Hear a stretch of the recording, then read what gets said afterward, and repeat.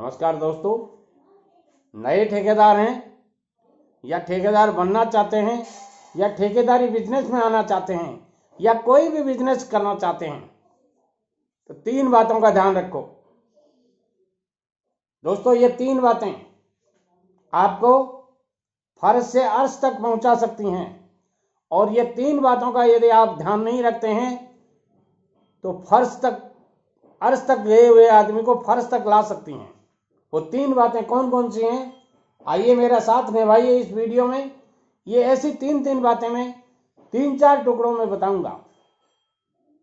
यदि आप इन बातों को सुन लेंगे, समझ लेंगे और अपने जीवन में प्रयोग करेंगे तो बहुत अच्छी तरक्की कर सकते हैं। दोस्तों, मैं कहना चाहूंगा, जो कुछ भी आप लिखते हो उस लिखे हुए के नीचे आप अपने दस्तखत कर सकें, सिग्नेचर कर सकें, ऐसा लिखिए। कहीं ऐसा कुछ मत लिखिए जिसके नीचे सिग्नेचर करते हुए आपको शर्म आए। ऐसा कुछ मत लिखिए जीवन में। वो लिखिए जिसके नीचे सिग्नेचर करने में आपको फक्र हो कि हाँ, मैंने जो कुछ लिखा है वो एक लोगों की तकदीर बन जाए, लोग उसे पढ़ें, लोग अभिमान के साथ पढ़ें। ऐसा कुछ लिखने की कोशिश कीजिए। और सोचने की बात जहां आती है तो वहीं सोचें जो बेहिचक बोल सकें, मेरी तरह से धड़ल्ले से। मैं कोई तैयारी नहीं करता बॉस। ध्यान से सुनिए बेटे लोगों। लोग बात कहते हैं ना, वीडियो बनाने से पहले हमें बहुत कुछ सोचना पड़ता है, ये करना पड़ता है, वो करना पड़ता है। नहीं, सत्यनारायण शर्मा को कुछ नहीं करना पड़ता। सिर्फ टॉपिक चाहिए, किस टॉपिक पे बोलना है, बस। अनुभव इतना है, भंडार भरे हैं। आप कहो तो मैं 24 घंटे बोल सकता हूं। स्वास्थ्य अलाउ नहीं करता। Health is wealth. खो दिया इसको मैंने, लगा दिया अपने बिजनेस में। और अब भी मेरी कोशिश है कि आप लोगों को कुछ न कुछ बताता रहूं। इस उम्र में आप जब 70 साल के होंगे, 71 ईयर्स ओल्ड, उस समय आपको याद आएंगी दादाजी की ये बातें। उठा नहीं जाता लोगों से, बेड से इधर उधर नहीं होना चाहते। और मैं आप लोगों के लिए वीडियो बनाता हूं और वो भी 13, 14, 15 मिनट के हो जाते हैं। क्यों? कि जो कुछ बोलता हूं बेझिझक बोलता हूं और पहले का सोचा समझा बोलता हूं। दोस्तों, मैं कहना चाहूंगा, वही बोलिए जिसका जवाब आप सुन सकते हो। यदि आप उस बात का जवाब नहीं सुन सकते हो तो आपको वो चीजें नहीं बोलनी चाहिए। अच्छे लोगों की परीक्षा कभी नहीं लीजिए, क्योंकि वो पारे की तरह होते हैं। पारा जानते हो आप? पारे को आप यहां से पकड़ो, उधर फिसल जाएगा, इधर से पकड़ो, उधर फिसल जाएगा। वो कभी चोट नहीं खाते हैं और वो टूटते नहीं हैं, लेकिन फिसल कर चुपचाप आपकी जिंदगी से निकल जाते हैं। इसलिए अच्छे लोगों की, अच्छे मिस्त्री की, आप यदि ठेकेदार हैं तो मैं कहना चाहूंगा, अच्छे मिस्त्री की, अच्छे लेबर की, अच्छे हेल्पर की, अच्छे इंजीनियर की कभी परीक्षा मत लीजिए। ये चोरी करता है, ये काम चोरी करता है, ये ऐसा करता है, वैसा करता है। अरे भाई, यदि बिरला जी, टाटा जी, डालमिया जी, अंबानी जी, अडानी जी या और बहुत से जी हैं, उन सब के बारे में आप सोचिए। उनके पास लाखों कर्मचारी काम करते हैं। यदि वो भी इस तरह आपकी तरह सोच लेते तो क्या ये आज की ऊंचाइयां वो छू सकते? नहीं छू सकते दोस्तों। इसलिए आप कभी अपने अधीन जो कर्मचारी हैं उनकी परीक्षा मत लीजिए। परीक्षाओं पे खरा बहुत कम लोग उतर पाते हैं। अगली बात मैं कहना चाहूंगा कि 3 काम नए ठेकेदार को नहीं करने चाहिए। वो कौन कौन से 3 काम हैं, आइए बताता हूं। देखिए, ठेकेदारी एक कंपटीशन का हिस्सा है। या यूं कह सकते हैं ठेकेदारी वर्क कंपटीशन है, क्योंकि 10 ठेकेदार, 15 ठेकेदार, 20 ठेकेदार, 25 ठेकेदार उस कंपटीशन में भाग लेते हैं। मगर कंपटीशन जब भी करें, ध्यान से सुनिए, फेयर कंपटीशन कीजिए। मेरे पास ऐसे कमेंट्स आते हैं, सर 40% बिलो जा रहा है काम, 32% बिलो जा रहा है। अरे भाई, बहुत से लोग उल्टी सीधी बातें करते रहते हैं, आप तो नहीं करते। या यूं कह सकता हूं, कुछ लोग मजबूरीवश, परेशानीवश या बहुत सी परेशानियों के कारण फांसी पर लटक जाते हैं। क्या अपन सब लटक जाते हैं? करने वाला पछताएगा, वो अपनी जिम्मेदारियों से डर कर भाग गया। आप मत भागिए।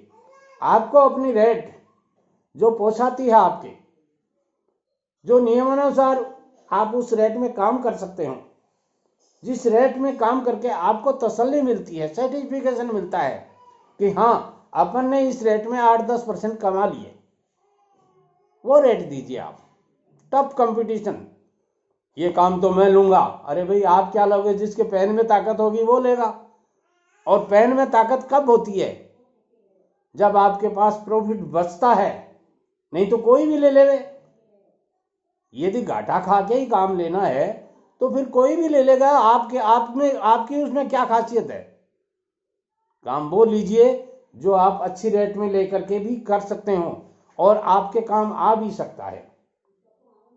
दोस्तों, अगली बात मैं कहना चाहूंगा, अपनी हैसियत से बड़ा काम मत लीजिए। मेरा मतलब आप समझ गए होंगे। आपकी हैसियत है एक साइड चलाने की, आप एक साइड चला सकते हैं, तो एक साइड चलने जितने ही काम लीजिए। कई बार टेंडर खूब होते हैं और उन खूब टेंडर के चक्कर में आप 10 काम एक साथ ले लेते हैं और फिर समस्या ये आ जाती है कि विद इन टाइम आप उन कामों को पूरा नहीं कर पाते हैं और ऐसी स्थिति में आपको पेनल्टी लग जाती है। और वो पेनल्टी इतनी बड़ी लगती है कि आपने जो कमाया पेनल्टी में चला गया। बोलो, बाई के फूल बाई के ही लग गए, फायदा क्या हुआ? परेशानी के सिवाय क्या मिला आपको? इसलिए आपको हमेशा अपनी हैसियत के अनुसार ही काम लेने चाहिए। अगली बात मैं कहना चाहूंगा कि नए ठेकेदार यदि आप हैं तो आपको 3 चीजें खरीदने से पहले सोचना चाहिए। वो कौन कौन सी चीजें? देखा देखी मशीनरीज खरीदते हैं। फला ठेकेदार के पास रोड रोलर है, अपन किराए का लाते हैं, क्यों नहीं अपन भी ले आए, लोन तो मिल ही रहा है। ये बातें आपको परेशान करती हैं। वर्मा जी, शर्मा जी 25 लाख की गाड़ी में आते हैं साइड पे, अपन तो 3 लाख की डिब्बी में घूमते फिरते हैं। ये सोचना गलत है। आपकी रिक्वायरमेंट, आपकी जरूरतें, आपकी पॉकेट की बैलेंस की, आपके वॉलेट की बैलेंस की एक सीमा है, उन मर्यादाओं पे चलिए आप। यदि आप इन सब बातों का ध्यान नहीं रखते हैं तो परेशानी में आ जाएंगे। और वो परेशानियां इतनी बड़ी होती हैं कि कई ठेकेदारों के घर बिकते देखे हैं मैंने। ध्यान दीजिए मेरे शब्दों को, ऐसे ही नहीं बोल रहा है दादाजी। ये सफेद बाल, काले तो डाई लगा के हो सकते हैं, मगर सफेद आपने किसी को रंग लगा के करते हुए नहीं देखा होगा। ये तजुर्बे से होते हैं, उम्र आने पे होते हैं। तो इन बातों का ध्यान रखिए आप। कुछ लोग अपने पड़ोसी के बड़ा आलीशान भवन है, अपन भी बना लेते हैं। नए ठेकेदार हैं, साइट के ऊपर अभी तक प्रॉपर मशीनरीज नहीं आई हैं, सेंटरिंग शटरिंग नहीं आई है, बहुत से लेबर की कमी रहती है, बहुत अच्छे मिस्त्री की कमी रहती है। अपन खुद कम पढ़े लिखे हैं या यूं कह सकते हैं काम चलाऊ पढ़े लिखे हैं, तो अपनी साइट पर अपने को एक इंजीनियर की जरूरत है, वो नहीं लाते हैं और एक शानदार बंगले का काम तेवर देते हैं। और वो बंगले का काम 3 साल तक सब कुछ ले बैठता है, समेट देता है सब कुछ। शर्मा जी साइट कहाँ चल रही है? आजकल तो कुछ नहीं चल रही। क्यों भाई, क्या हुआ? अरे यार क्या बताऊं, आजकल तो मैंने एक वो मकान का काम शुरू कर दिया, वो पूरा होने में नहीं आ रहा। अरे तो शुरू किसने किया था? मैंने ही किया था, तो सोच समझ के करना चाहिए था। अरे सोचना क्या था, वो हमारे पड़ोसी के बंगला था, उसको देख करके वही डिजाइन डाइंग और वही नक्शा मैंने काम में ले लिया, अब वो पूरा होना मुश्किल हो गया। ये ऐसी स्थितियां बर्बाद कर देती हैं ठेकेदारों को। इसलिए मैं कहना चाहूंगा ठेकेदार को आगे जो बताने जा रहा हूं वो बात यह है कि ठेकेदार को 3 काम कर्जा लेकर के भी जल्दी जल्दी करने चाहिए। कौन से? ध्यान से सुनिए। आप कहेंगे दादाजी अभी तो कह रहे थे ज्यादा खर्चा नहीं करना चाहिए, अब आप कह रहे हो कर्जा लेकर के भी करना चाहिए। हाँ, करना चाहिए। कौन कौन से? आपकी साइट पे जो लेबर काम कर रही है उसको पेमेंट में कहीं दिक्कत आ रही है, 10-20 हजार रुपए इधर उधर से कर्जा लेकर के भी उनका पेमेंट कीजिए, क्योंकि वो खाली पेट आपके पास आए थे।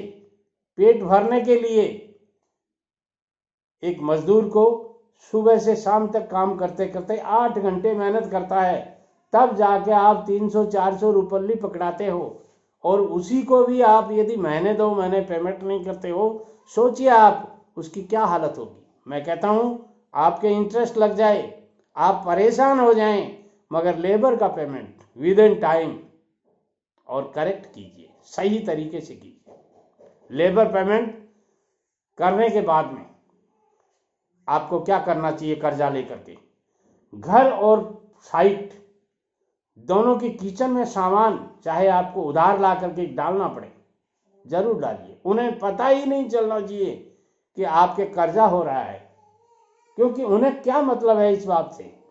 वो दिन भर मेहनत करते हैं, घर में आपके पेरेंट्स, माता पिता, बच्चे सब इंतजार कर रहे हैं, और आप कहते हैं आज तो गेहूं लाने के पैसे नहीं हैं।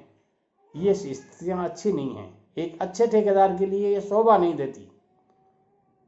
और तीसरी बात मैं कहना चाहूंगा, यदि घर में आपके बच्चे, परिवार का कोई भी सदस्य या पेरेंट्स दुर्भाग्यवश किसी बीमारी से ग्रसित हैं, साइट के ऊपर आपका कोई लेबर स्टाफ यदि किसी बीमारी के कारण परेशान है, तो उसकी दवाओं के लिए चाहे आपको किसी भी स्थिति में अरेंज करना पड़े, उधार ला करके भी, कर्जा लेकर के भी इनको दवाइयाँ मिलनी चाहिए।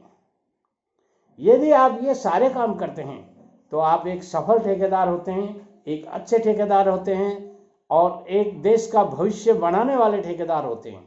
और यदि ये आप सारे काम जो मैंने ऊपर वीडियो में बताए हैं, यदि आप विधिवत रूप से तरीके से नहीं करते हैं, सलीके से नहीं करते हैं, तो आप एक अच्छे ठेकेदार नहीं बन पाएंगे और ज़्यादा नहीं चल पाएंगे। यदि आपको लंबी रेस का घोड़ा बनना है, आपको बहुत वर्षों तक ठेकेदारी करनी है, तो इन सारी चीज़ों को फॉलो कीजिए। ये छोटी छोटी टिप्स आपके जीवन की दिशा और दशा तय कर सकती हैं।